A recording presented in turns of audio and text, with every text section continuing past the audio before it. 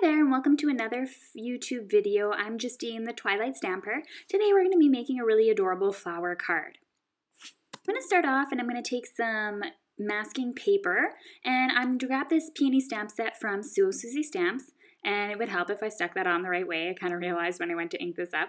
Anyway, I'm going to be using Canary ink from Close to My Heart, and I'm going to be using Sunset ink from Close to My Heart.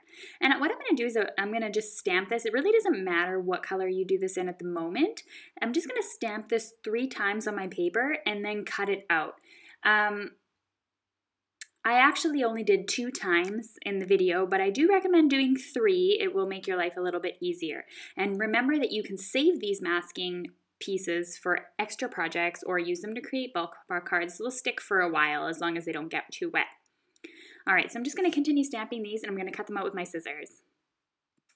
Alright, so you can separate these by just removing the back of the adhesive like you're saying, and don't throw out that blue piece because remember you can reattach it and use them for later. Alright, so I'm going to grab my card front. It is 5 1/4 by 4 inches, and I'm going to use the Canary ink to stamp on this whole stamp, and I'm going to make sure that it's really nicely covered. I'm going to then take Sunset ink from Close to My Heart, and I'm just going to do a rock and roll technique, and this is just going to provide the edges with orange ink. And that's a really cool stamping technique where you can get a lot of really cool hues. Alright, so when I stamp that down, you'll see how that turns out, and it depends on how deep you rock it into the stamp as to how much orange you'll get on there. You could also just do the edges. I'm just going to ink this up again and continue to stamp. I'm going to use my masking pieces of my flower to help me along the way, to cover it up so that they don't overlap. You want to make sure that you clean your stamp in between each stamp.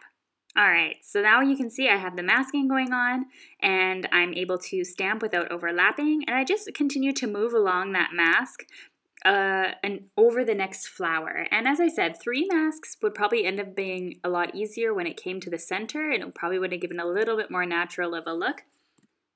Okay, fingernail problems.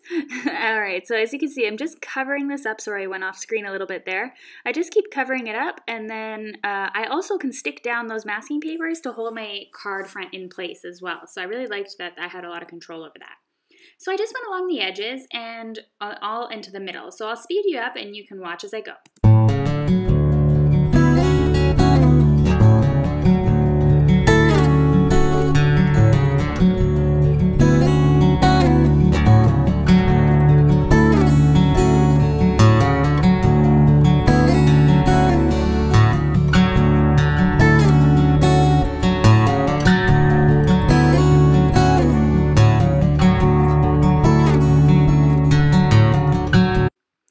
Alright, so now that that's all finished, I'm going to take a black card base. This is actually the piece I was stamping on before. I don't really mind that the back has some ink on it because I'm just going to add this anyway. And you can see my first flower attempt, my first color combination attempt that I didn't really like there with the purple.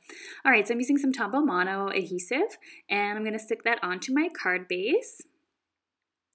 And it's going to have a nice black edge around it, and I think that really makes the card. It makes those flowers pop, it makes it look really elegant, and I'm going to add my sentiment. Now I do recommend, as always, to add all your stamping before you glue it onto your card base, just in case you make a mistake and have to start over. You don't want to have to throw out your card base too, because that's always kind of disappointing and a waste of paper.